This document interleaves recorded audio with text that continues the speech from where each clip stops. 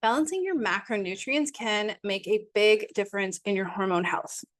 Carnivore, keto, and other diets that drastically throw off your macro balance will lead to hormone damage, specifically stunting hormone production, which is really dangerous in your perimenopause years. It'll cause problems with hormone metabolism, also known as spiking inflammation, which is one aspect that can impact that, and blocking or causing sluggish hormone detoxification, which is a super important, super critical, and more often than not, the main problem women have that causes the symptoms that they experience, from weight gain, hot flashes, insomnia, brain fog, aches and pains, and bloating and PMS.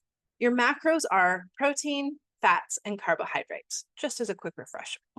Let's start with carbohydrates because they have been vilified the most, I think, and not taking in enough of these causes significant health problems because the right carbs are potent antioxidants, the most nutrient-dense foods for total body nutrient gap refueling. And if you don't know what I mean by the nutrient gaps, I've posted a link to another video I did on what the 4 nutrient gaps are that we need to focus on. And carbs are your number one source of energy for brain and nervous system balance and regulation. Good carbs for hormones are lentils, chickpeas, legumes or beans, raw nuts and seeds, colorful fruits and vegetables, but especially broccoli, cauliflower, kale, cabbage, Brussels sprouts, apples, berries, fresh lemon juice, broccoli sprouts, Swiss chard, collard greens, spinach, bell peppers, bananas, and pineapple, but really anything goes. Your fats are the backbone of your steroid hormones. So that's cortisol, progesterone, estrogen, aldosterone, and some more. And they're the main source of fuel for your sex hormone production. Fats are also critical for cellular membrane health so that your cells' receptors to hormones remain healthy and strong and capable of attaching to circulating hormones. And of course, fats are the best source of energy for the rest of the body too. So if you want a faster metabolism, if you want to wake up more refreshed and just have more like Energizer Bunny feelings in your body, more healthy fats are important. Good healthy fats include raw nuts and seeds, could be as is, as butter, soaked. If you're worried about phytic acid, it's not a big deal unless you're eating handfuls of nuts or spoonfuls of almond butter every single day. A few tablespoons of nuts, nut butter, seeds, seed butters isn't going to be a problem for almost every woman.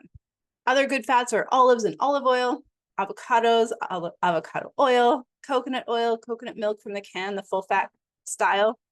MCT oil is a good version too. And then we have salmon, mackerel, halibut, grass-fed, hormone-free bison or beef, ghee, and of course, egg yolks. Now, protein is a critical nutrient for hormone production overall. And every little process in your body uses protein. It also helps to tame inflammation and support a healthy immunity to help reverse oxidative stress and ensure that inflammation doesn't come back. And of course, protein is important for muscle cells, which not only are important for strength and stability and flexibility as we get older to prevent falls and strains and hurting ourselves, but muscles burn fat. So if you are ever struggling with weight, which is so common in perimenopause years, build more muscle, eat protein to build that muscle. Good sources of protein are hormone-free, free-range, wild, etc. animal protein.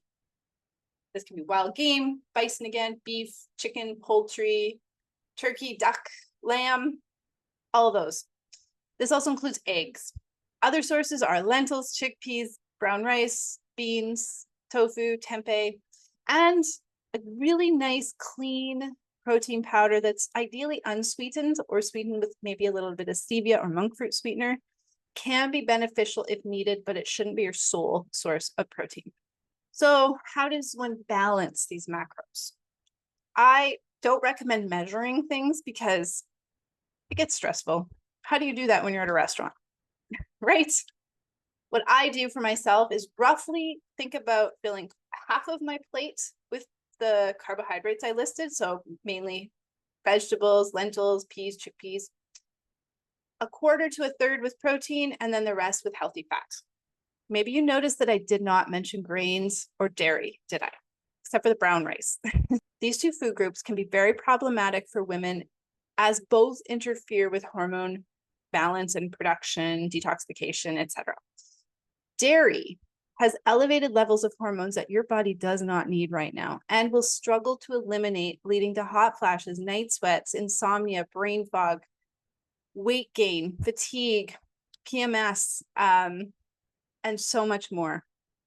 And grains, including the gluten-free grains and sourdough, often cause inflammation, but at a level you don't quite notice until you've cut them out for 3 weeks or so. So I do suggest trying to trial no grains for 3 weeks and then add your gluten-free or sourdough back in first, just a little at a time, and listen to your body for signs of problems like tummy troubles, hormonal issues, acne, skin issues like rashes, feeling bloated, PMS is worse, mood swings, brain fog, aches and pains, headaches, fatigue, etc. A well-balanced plate is the foundation of hormonal health, especially in perimenopause.